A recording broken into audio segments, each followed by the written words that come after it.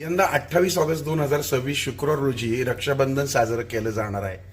विशेष गोष्ट म्हणजे भद्रा सूर्योदयापूर्वी समाप्त होत असल्यामुळं राखी बांधण्यासाठी भद्रेचा अडथळा यावर्षी नाहीये. त्यामुळे राखी बांधण्यासाठी 28 तारखेला 3 शुभ वेळा आहेत. त्यातला पहिला शुभ मुहूर्त आहे सकाळी 6:36 ते सकाळी 9:45 हा अत्यंत प्रभावी मुहूर्त आहे.